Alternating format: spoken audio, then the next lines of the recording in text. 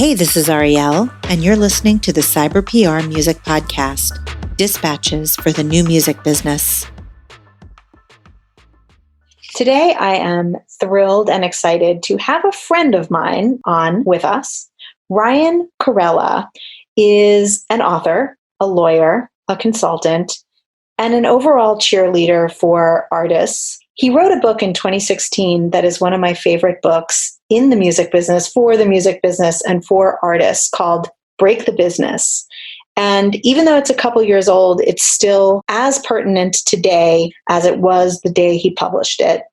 He has an accompanying podcast, and I deeply encourage all of my listeners to head on over and check it out. Welcome, Ryan. So great to be here, Ariel. So I have so many things I want to ask you about, because I see lots of things that happen with artists who are trying to establish their businesses, and or they're already established artists, and there always comes a time where they need a lawyer. But I think that many artists skip the steps that are basics. For example, I'm working with a client right now on a Total Tune-Up, which is our artist development system here at Cyber PR. And they have 7 recordings out. They've toured the country, and they've never even registered at Sound Exchange. And I run into this often. So first of all, I'd love for you to give us a little bit more of a deeper intro. And then could you share with us the basics that artists should understand about when and why and what should they be looking for when it's time to come to a lawyer? Because it's not after you've been given a production contract. It's way before that. No question. So first off, as you mentioned, my name is Ryan Kairalla. I am an entertainment lawyer and an education lawyer. I primarily work with independent artists. I love working with creators. I also work with some entertainment companies, some education tech companies. But really, it all comes back to creators, like the ones that are listening to this show, like the ones you serve at Cyber PR, Ariel. I love these people. They're the reason why I got into the legal practice that I do. And they are the people that motivate me every day. And so I'm honored to get to work with so many indie creators and to help them, whether it's in my legal practice or on the Break the Business podcast that you talked about, or the Break the Business book. I just love to help indie artists. And a big way I get to do that is in the giving of legal advice. But to your point, Ariel, there are a lot of artists who come to me, and I know other entertainment lawyers have this same lament, where they come to you with a particular legal need, but it doesn't really fit where they are in their career.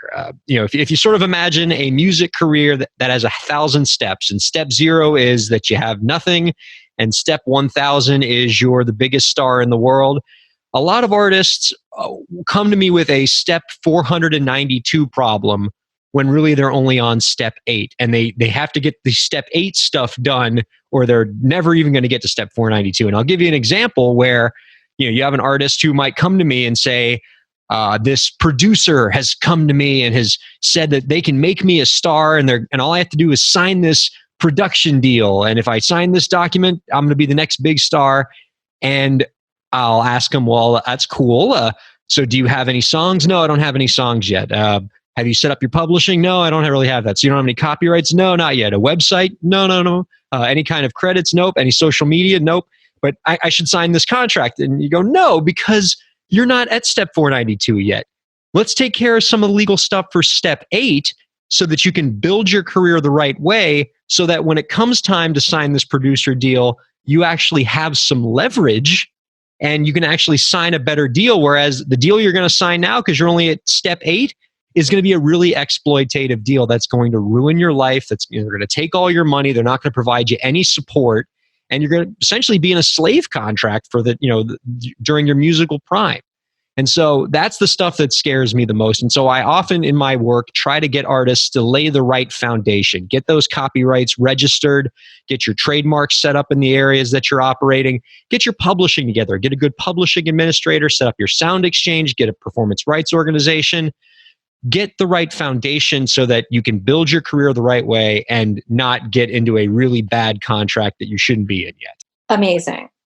So, for artists that have already gotten a little bit ahead of themselves, which it's interesting hearing you say all this because I see this all the time on the marketing side. Artists record something and then they think that immediately they should run out and hire a publicist or a radio promoter. And it's like, wait a minute, wait. Website, social media, tone, voice. Do you understand who you're trying to talk to? Do you understand who you are when you're not just in the context of music? Have you worked on a brand, for example? And what you're talking about is the legal twin of what it is we do every day. So where would an artist who's looking to understand steps 1 through 8 or 1 through 20, where would they turn as far as where to get some good advice to follow as far as a legal checklist? Man, that's a really great question. And if we were doing this podcast 15 or 20 years ago, which would have been impossible, seeing as the technology probably didn't exist in the same way, but let's suspend disbelief here for a minute. If we were having this conversation back then, I would say it could be really hard for you to find those resources because other than a few books that might exist at a Barnes and Noble, obviously that Donald Passman book, that Bible's always there. Other than a few books on the subject, there wasn't a lot of easily accessible information for artists. But now in 2019, there is no question that an artist can't get answered for their music career for free 99% of the time. And in those few cases where you need like a little bit more information or you have a very specific case that you need, a live person to help you with, there are so many great consultants out there that cost, not as much as it would to hire a manager who's going to control your career, and you can get the information you need. So in terms of getting those legal checklists, books like mine, Break the Business, are very helpful, but there are a lot of great blogs. Ari Hurston, the guy, he wrote How to Make it in the New Music Business. He has a blog called Ari's Take.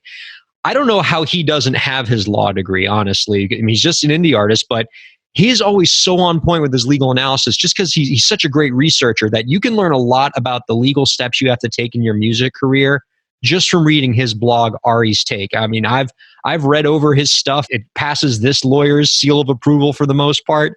And so if you read through resources like that or any of the free resources that are out there, you can get the legal stuff that you need to get yourself set up with steps 1 through 8. And as you're building that, if you need lawyers to help you out, there's plenty of great lawyers out there that'll help you for not that much money. You can find the right budget for it. Or if you're really destitute, you can go to the volunteer lawyers for the arts organizations in your area, get some great pro bono advice. But there's no excuse for not setting up that legal foundation for yourself and trying to get shortcuts. You bring up another really good point, and I've seen this often with emerging artists where they get seduced by the idea of the LA lawyer or the New York City lawyer, the high charging blue chip, Clive Davis's lawyer kind of hire. And I've actually seen this many times where an artist has come to me and said, well, yeah, I don't want to name names, but so-and-so helped me set up my LLC or my record label. And I think to myself, that lawyer charges hundreds of dollars an hour and works only on retainer. So I know that coming out of the gate, you've spent $5,000 or more dollars on something that, just like you said, there's lawyers in every city and state that would do work pro bono. A copyright is a copyright is a copyright, and a good lawyer will understand how to set one up.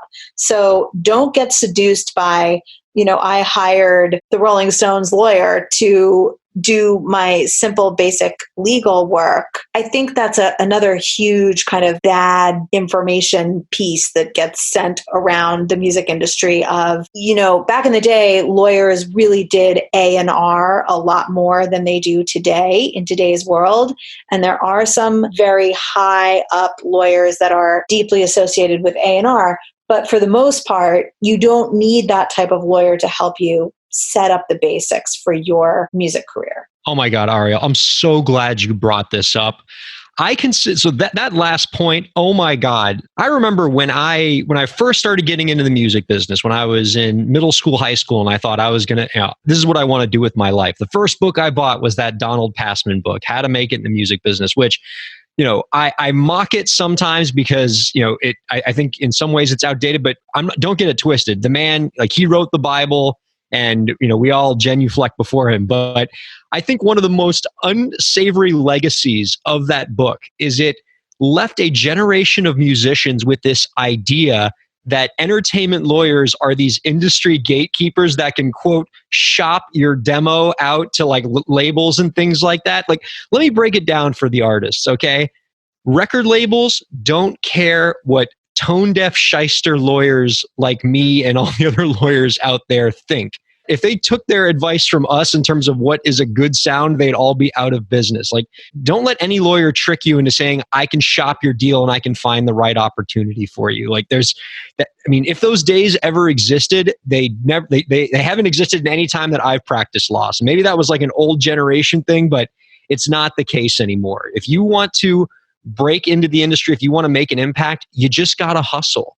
You got to make the right connections. You have to work hard. You have to create. You have to hyper create, as I call it. Make new music every week, every month, so that people don't have a chance to forget about you, and just outwork everybody and hustle the old fashioned way. And stop trying to look for shortcuts. Stop trying to look for Sherpas to guide you up music industry mountain, because anybody who promises they can do that for you, whether it's some high powered manager or some entertainment lawyer who says, I'll shop your demo, just give me $5,000, they're all going to underdeliver on their guarantee. And some of them are going to exploit you.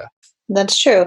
And even if they do know the right people, like they might know the head of a major label. I know almost every rock journalist that works at a major newspaper. There's only a few left, sadly, now that the landscape has been decimated. It's not a question of, can I get that person on the phone?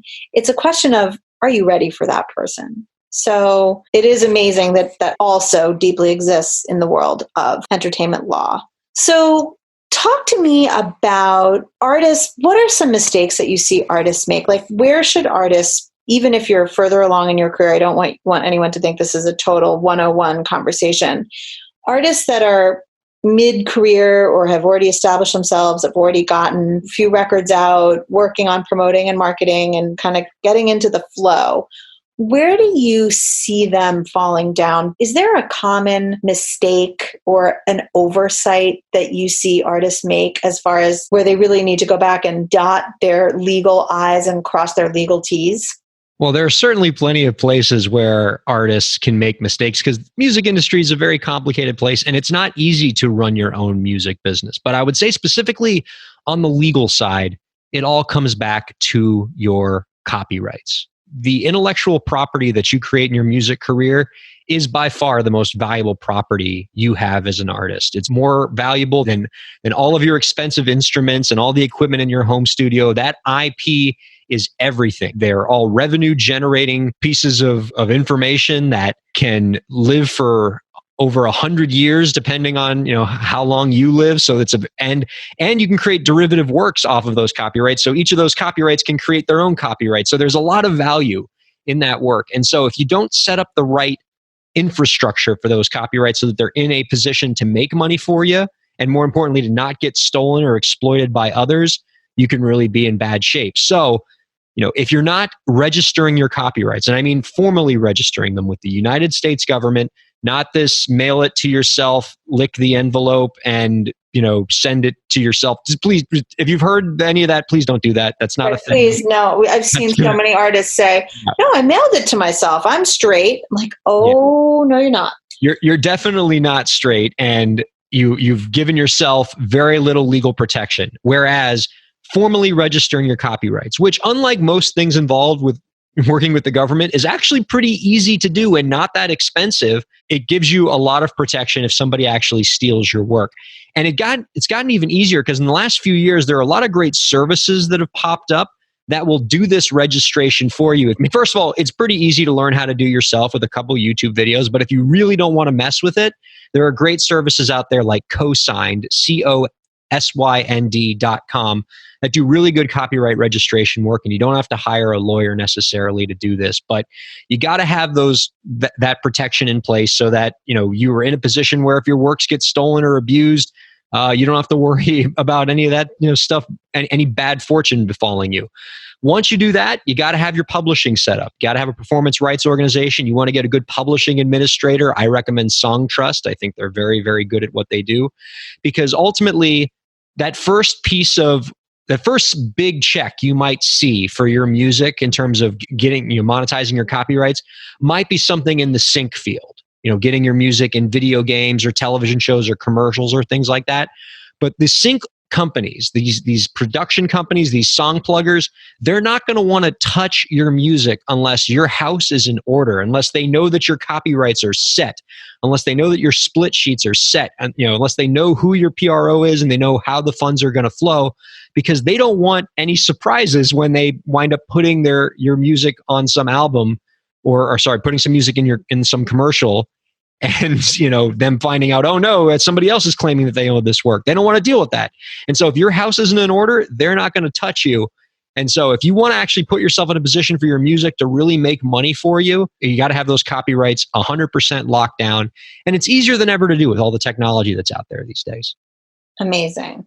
And just backtracking, he mentioned PRO. That means ASCAP or BMI. So, a lot of artists sometimes will put out new music and they forget to even register the new record, the new EP, the new single every time music comes out. And I know a lot of artists are putting music out at a breakneck speed every 4 weeks. I'm going to put this out. Just remember every 4 weeks to contact ASCAP, BMI. Make sure you go into your portal online and upload that you've got a new track, and make sure it's properly annotated. Yes, absolutely. And, I'll say this, it's kind of funny because I think you sort of identified something that's sort of interesting is, it can be complicated because on one hand, we are encouraging artists to create more than ever because, the days of making a 12-track album every 2 years and then making another 12-track album, those days are over. Because if you wait 2 years before your next batch of music's come out, your fans have already forgotten about you. What makes more sense is to create more stuff, maybe a new song every week or a new song every month. And so, it can be complicated to make sure your copyrights get managed and registered, which is all the more reason to rely on services like Cosigned that can help take care of that. And even using publishing administrators like Songtrust that can not only set up your performance rights organization, your ASCAP, your BMI in the United States, but they can also make sure your foreign PROs are taken care of so that you can get your performance royalties in every country in the world where they're performing your music. Perfect.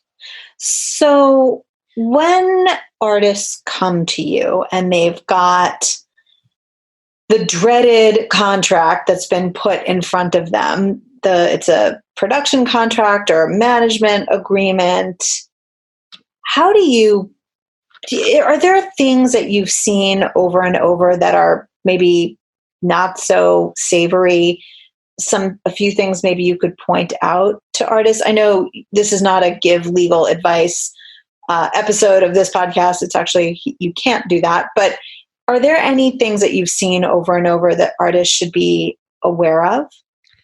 Well, I can put it to you this way in terms of giving advice to artists that does not border on legal advice. If you get one of these contracts, these record deals, these production deals, my advice in 99% of cases, run away from that contract as fast as you can. That's not legal, right? I can probably say that without getting into too much trouble. Yeah. But in all seriousness, a big reason that I started really serving indie artists and kind of took the side as being an indie artist advocate in the music business all began with me understanding that record deals, traditional record deals, the ones that we write about in the music business books and everything, these are really dangerous documents. That's why the Break the Business book was born, because it was born from my experience of looking at record deals and just getting crushed by them, because I would say, this is an exploitative document. I can't recommend an artist sign this.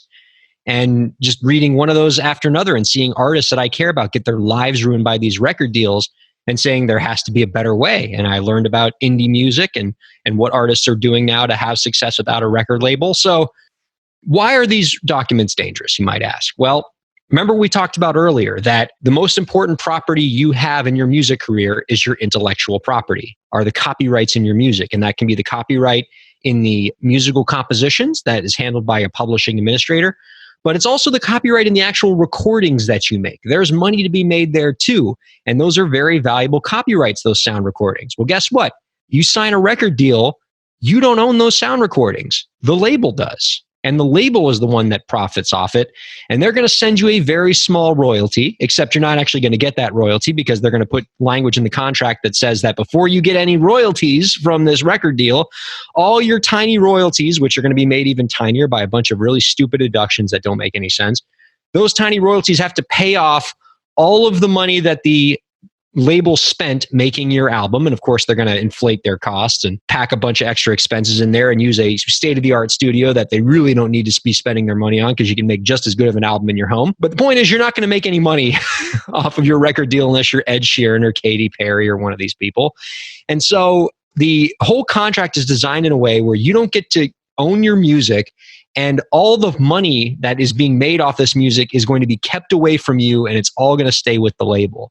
And so when you think about things like that, you can see why there's so much potential for exploitation in record deals. And it's gotten really bad, say, in the last 10 years or so, because it used to be 10 years ago, an artist would say, okay, I'm not making any money off this record deal. I'm getting very little royalties. Those royalties are recouping my record expenses. So I'm never going to make any money off this deal. But it's okay because this record deal is giving me exposure. And when I go out on tour and when I do merchandising deals, I can make money there. So it all works out. But it's not that way anymore because in the last 10 years, labels have invented these things called 360 deals, where labels can take up to a third of an artist's income off the top from touring, from merchandising, from all these other sectors. Once the label takes their 30% and your manager takes their 15%, the lawyer takes their 10%, the agent takes their 10%, and you add it all up and then you pay your taxes, there's no money left for the artist. So record deals have now been designed in a way where they choke off all the different forms of income that artists can make. And so when you ask me, like, what makes record deals dangerous, I say pretty much everything. They're fundamentally dangerous documents. And the only alternative for an artist, and what I advise artists to do all the time, is to rip up that deal before you sign it and find success on your own terms, because in 2019, it's never been easier to do. I couldn't have said that better myself.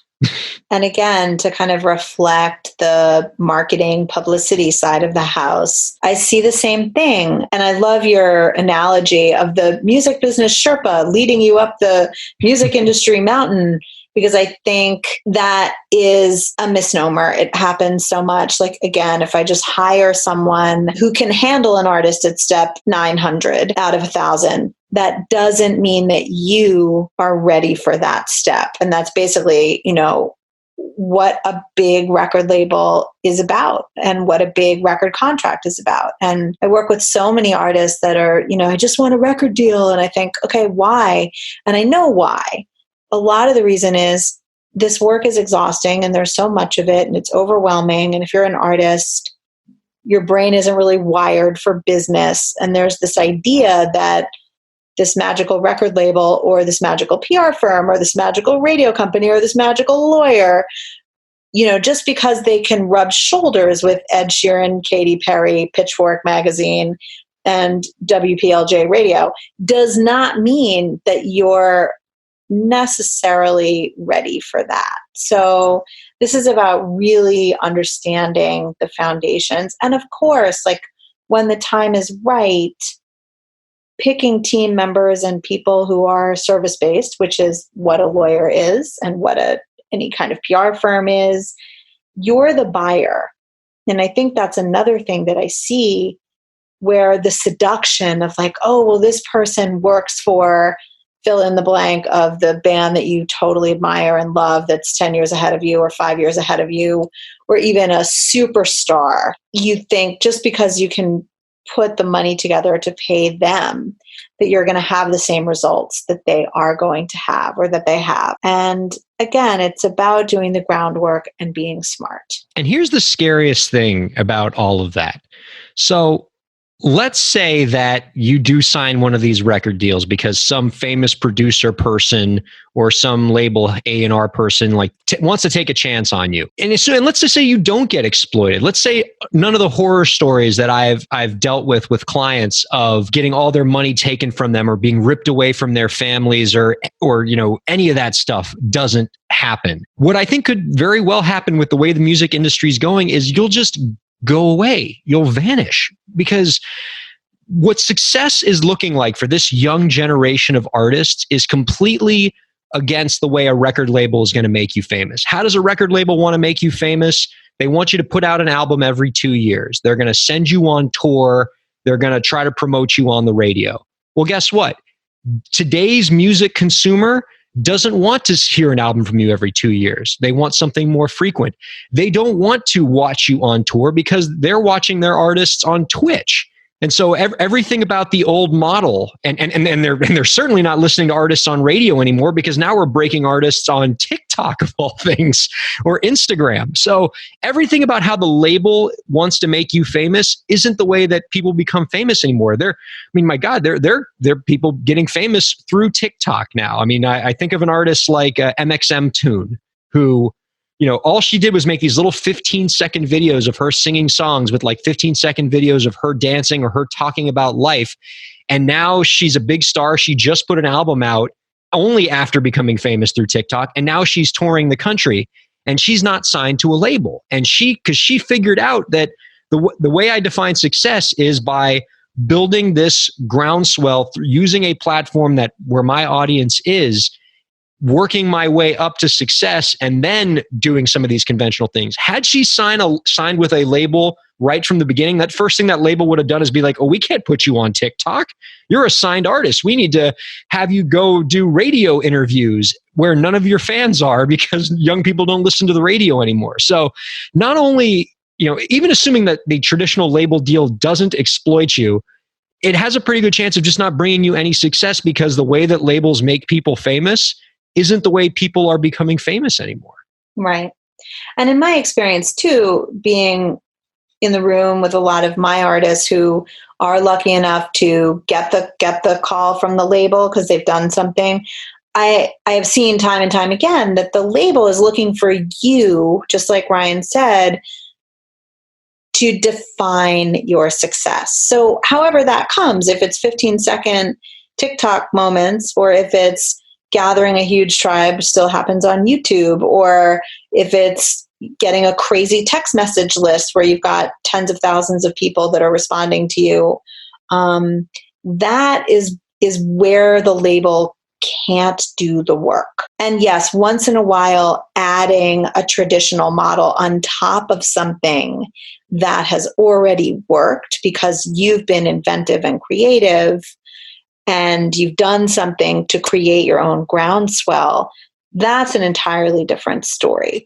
And I am a strong believer that if you are trying to get to commercial radio, yes, people still have radios in their car. No, it's not hip, and young people are not listening to that. But if that is what you're trying to do, is like get that to that saturation point, a label is still the only game in town for that activity of getting on commercial. And I have definitely heard and seen many artists, unfortunately, spend a lot of money working with independent radio promoters. And I'm not talking about ones that get you on non-commercial radio or smaller stations where it makes perfect sense. Like if you're from a specific area and you make a certain type of music that's NPR friendly, for example, being on a local NPR station could be a perfect move for your radio side of your house. But trying to get onto major commercial radio is something that is really only reserved for major label signed acts. A couple of articles have been floating around lately at the end of 2019 about payola still being alive and well at these major radio stations. I believe it because I've worked with them and I know. So, again, that traditional label model is not the best dream to have. And I get it. It seems so daunting and overwhelming, but there's many, many steps in the interim to look at, and many people who can certainly help. They're not the music industry Sherpa, but they're the guide, and they can be very, very helpful as far as like helping to shed some light in specific areas of your career. Without question. And so I often think about that with when artists come to me about managers, because an artist will often say to me something like, I'm looking for a manager. And so my first thought when I hear that is, oh my God, congratulations. I mean, I can't believe you've achieved so much in your music career, and your music career has gotten so complicated and complex that you need somebody to help you manage it and help you pull all the levers so that you can focus more on the creative side. And then they go, oh no, I don't even have an album yet. I just figured having a manager could help make me famous. And then I usually die a little inside.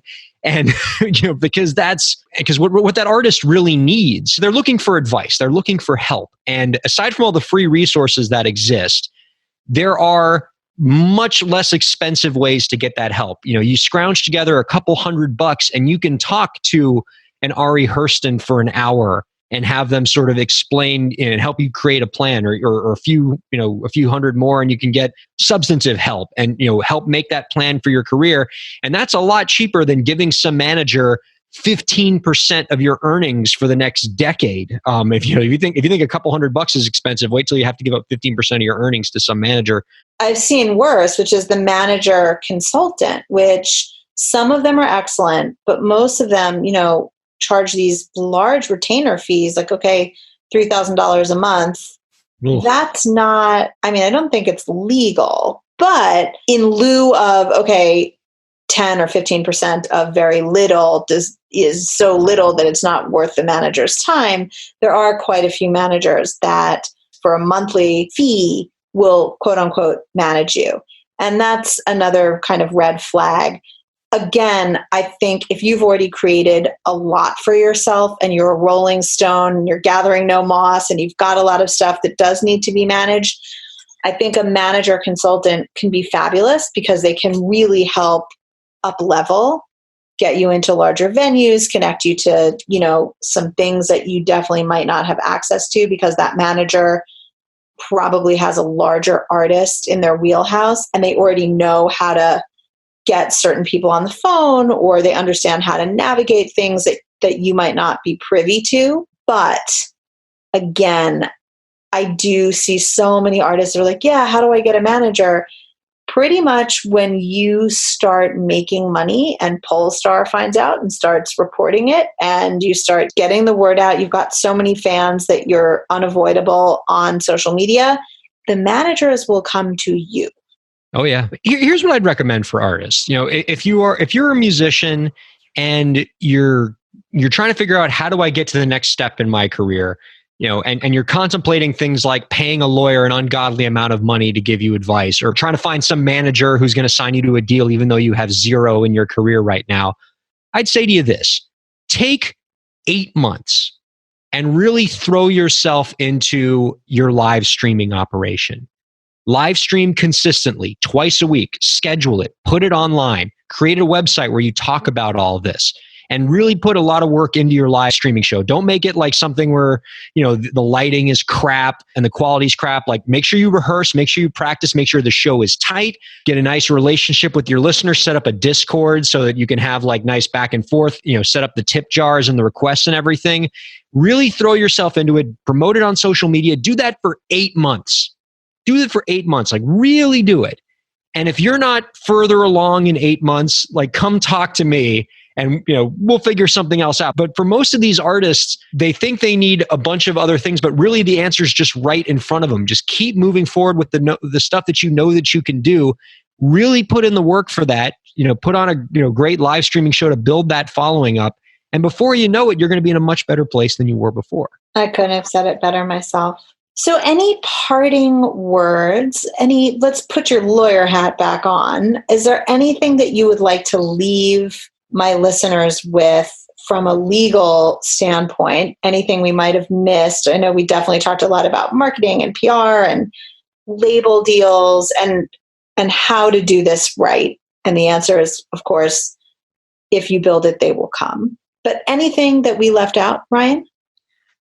I would just bring it back to this. Don't put yourself in any situation in terms of contractually or relationships or anything that either don't make you the head of your own operation. Anything that makes somebody else the CEO, that's not going to work in this industry. And secondly, nothing that's going to put your intellectual property in the hands of somebody else. You want to control your career and you want to control the things you create. And if you make sure that everything you do legally is focused on those two things, understanding that control and IP are the two most important tenets in your music career, then 95% of the problems you're going to run into aren't going to be problems because you'll be all set. And aside from that, just create. There's really no substitute for it. I think many artists who are stuck in a rut in their music career could pull themselves out of it if they really just focused on creation and putting themselves out there, giving their fans something new to enjoy so that their fans become accustomed to, oh, this is a person who's always going to have something new for me to listen to or to watch. And that can get tough. So that means collaborating with others. You know, if there's a YouTube star that you think is really good, think about ways that you can work with them where you could do music in their video or they can collaborate with you on some kind of project. But collaborate, build relationships, and that'll help you create more content and will keep you in a position where you can stay at the top of your pyramid and nobody will ever control you. And I will just add quickly to that, even if you're much further along in your career, I worked for Bob Snyder years and years and years ago. He was in a band called the Ugly Americans at the time. He's, of course, morphed into the Scabs and has had many, many other iterations. And he's a legend around Austin, where he's from, and he also tours the country. And I happened to stumble across a weekly live stream that he's doing. And, you know, this is an artist who, I don't know if he needs to do this, but it was fantastic. So he's got a weekly residency in his hometown of Austin, Texas. And every week you can just tune in and watch the show from afar. And I did it this past week, and it was so fantastic. I mean, there were hundreds of people, hundreds of fans, global fans. He's toured the world tuning in, and it gave his fans an opportunity to spend some time with him, and he never had to leave his hometown. And I saw that, and I thought, even if you're not starting on Twitch or, you know, trying to, you know, just live stream on your YouTube, there's so many ways that you can incorporate what you're doing and bring your audience along for the ride. That's how my wife and I watch live music now, because the kind of music that my wife and I are interested in, those bands never come to Miami, Florida, my hometown. Miami, Florida is all EDM. And, you know, it's not my cup of tea, but, you know, I'm not begrudging anybody else who does enjoy it. But what it does mean is that, like, you know, I'm not going to get too many acoustic musicians down here in Miami, but with live streaming, with the internet, there's so many great artists I can listen to, and I can stay in my pajama pants and I don't have to pay for drinks. And so that's always a win for me as well. And so Yeah. it's great for the fans, but it's also, as you said, great for the artists because you get to literally have a worldwide audience and you don't have to leave your hotel or your hometown. And what else I love about it is you can go back if you're on, you know, Facebook or Instagram, and you can see everyone's comments. You can see their name. You can see what they said.